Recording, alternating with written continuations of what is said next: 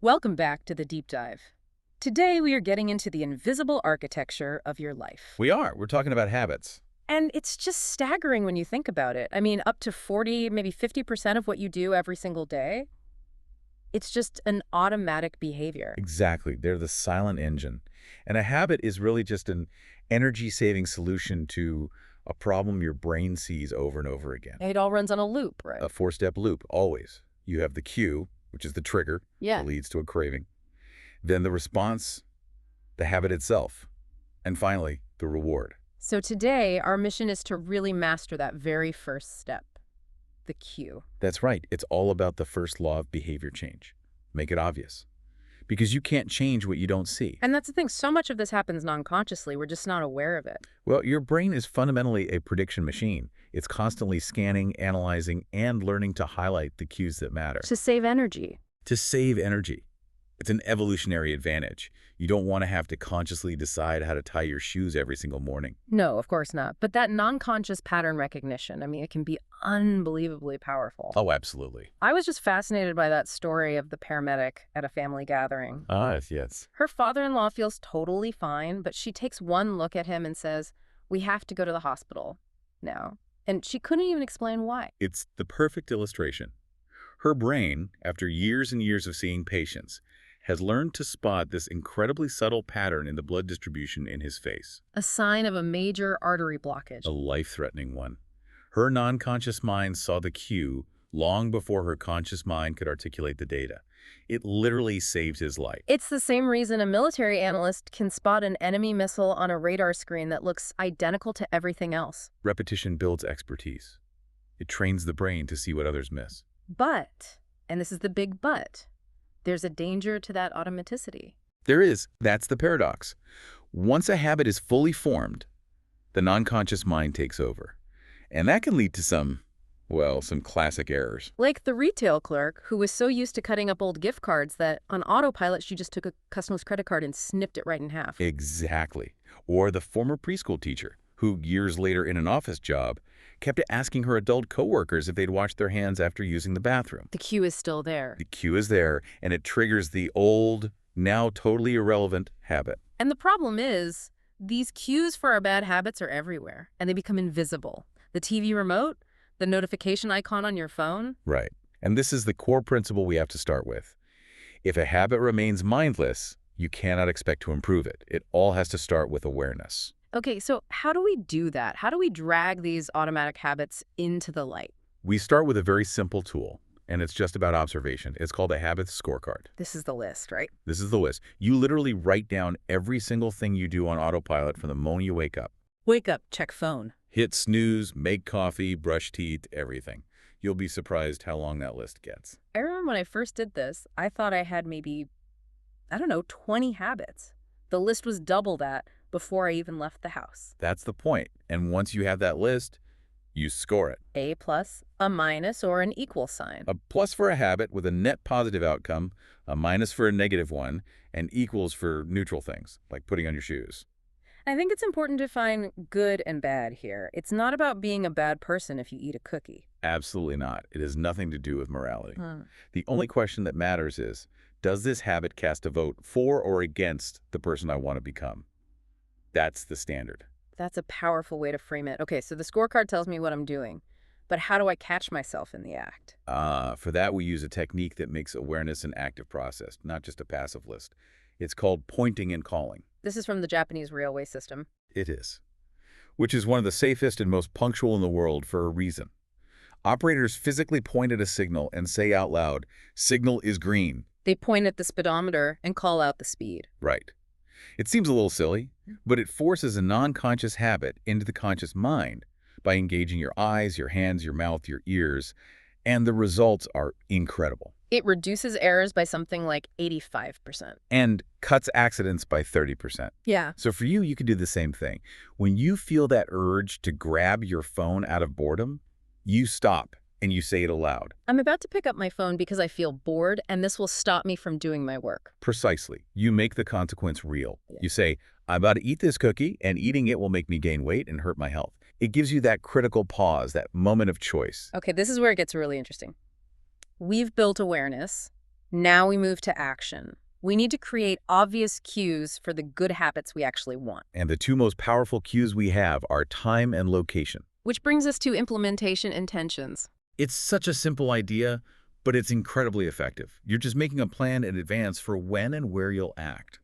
It turns a vague desire into a concrete plan. The formula is so simple. I will do the behavior at this time in this location. And the research behind this is it's undeniable. Look at that Great Britain exercise study. Right. They had 3 groups. 2 just got a bunch of motivational talks about why exercise is good. Mm-hmm. The 3rd group got the same talk, but they also had to fill out that one simple sentence. I will exercise on day, at time, and place. And the difference was staggering. The motivation-only groups, their exercise rates were around 35–38%. And the group that made a plan? 91%. 91% of them exercised at least once a week. It proves that clarity is so much more important than motivation. That's a huge gap. But what if your schedule is just chaos? Yeah. What if you don't have a reliable time to anchor a habit to? That is an excellent point, and it's a real problem for a lot of people. When time is the unreliable factor, you need a different kind of cue. And that's habit stacking. That's habit stacking. You're not relying on the clock. You're relying on the momentum of your existing behaviors. You're linking your desired habit to something you already do consistently. It's like a chain reaction. The formula is, after I do my current habit, I will do my new habit. Exactly. So instead of I'll meditate at 7 a.m., which might not work one day, it becomes after I pour my morning coffee, I will meditate for 60 seconds. The coffee is the anchor, the trigger. It happens every day. It does. And the key here is to be incredibly specific with that trigger. A vague cue like after lunch will fail. Too much ambiguity. Way too much. It needs to be, when I close my laptop to go to lunch, I will do 10 push-ups next to my desk. Closing the laptop is a specific, immediate, unambiguous cue. So let's shift focus a bit from our internal state, from motivation to the world around us, because the environment is this invisible hand that shapes so much of what we do. It really is. The psychologist Kurt Lewin put it perfectly. Behavior is a function of the person in their environment. B equals F of PE. To change the behavior, often the easiest thing to change is the E, the environment. The hospital cafeteria study is just the perfect example of this. It's a classic. They wanted people to drink more water and less soda, but they didn't put up signs or give lectures. No, they just changed the choice architecture. That's the term. They moved the soda to less convenient refrigerators and put bottled water literally everywhere. Next to the food, in the main coolers. And what happened? Without a single word being spoken, soda sales dropped by over 11%, and water sales shot up by almost 26%. People chose what was obvious and easy. We all do. We need to be the architects of our own environments.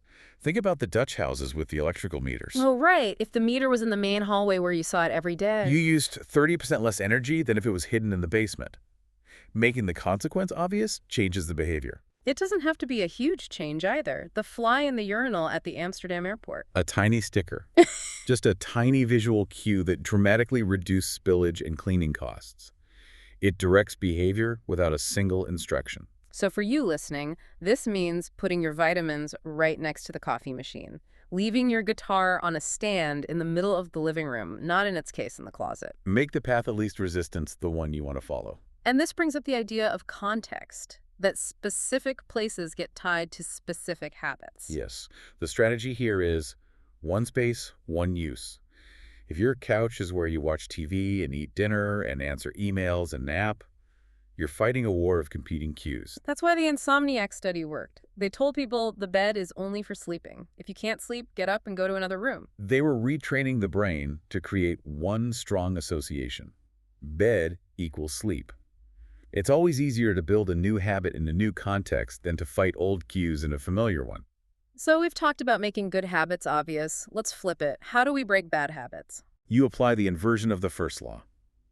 If you want to build a good habit, you make it obvious. If you want to break a bad one, you make it invisible. This gets at the secret of self-control. It does. Yeah. And the secret is that people who we think have amazing self-control don't actually have more willpower. They just use it less. They use it less because they're masters of structuring their environment to avoid temptation in the first place. Self-control is a short-term strategy. Environment design is the long-term one. The Vietnam heroine story is maybe the most powerful and shocking proof of this. It's an incredible natural experiment. During the war, a huge number of U.S. soldiers, maybe 15–20%, developed a heroin addiction. Which everyone assumed would be a lifelong struggle. Right, but when they came home, when they returned to a radically different environment, away from the cues of stress, boredom, and easy access, something amazing happened. 9 out of 10 of them kicked the habit almost overnight. It's a stunning statistic, Right. especially when you compare it to the typical relapse rate for rehab, which is closer to 90%. Because those users go right back to the environment filled with the cues that started the habit. It shows that the cue is often more powerful than the craving itself. Once a habit is encoded in your brain, that groove is there. You can't just erase it. Resisting it over and over is exhausting and ineffective. So the practical long-term solution is just reduce your exposure to the cue. Make it invisible. If you spend too much time watching TV, take the TV out of your bedroom. Unplug the game console and put it in a closet after you use it. If you're distracted by your phone, leave it in another room while you work. Don't rely on willpower to ignore it. Just remove the cue entirely. Exactly. You want to make the cues for your good habits obvious and unavoidable, and the cues for your bad habits completely out of sight. That is how you win in the long run. So we've walked through the whole first law. To recap for you listening, Yeah. it starts with awareness, using the habit scorecard. Then you make those habits real and tangible by pointing and calling. You give your new good habits a home in your life using implementation intentions and habit stacking. And, maybe most importantly, you become the architect of your world. You make good cues obvious, and you make bad cues invisible. Okay, so a final thought to leave you with. Given everything we've talked about, that context becomes the cue, and it's easier to build a habit in a new space. Here's a question for you. What is one small, currently unused corner of your world, physical or digital, that you could redefine today? What do you mean? I mean, could that chair in your bedroom that just collects clothes become a 5-minute reading chair and nothing else? Could you create a specific folder on your computer's desktop that is the only place you work on your passion project? So you're creating a new exclusive home for a single important habit. Exactly. Redefine your relationship with just one small piece of your environment. Challenge yourself today to make one good cue obvious or one bad cue invisible. Take control of that invisible hand. Thanks for joining us on this deep dive.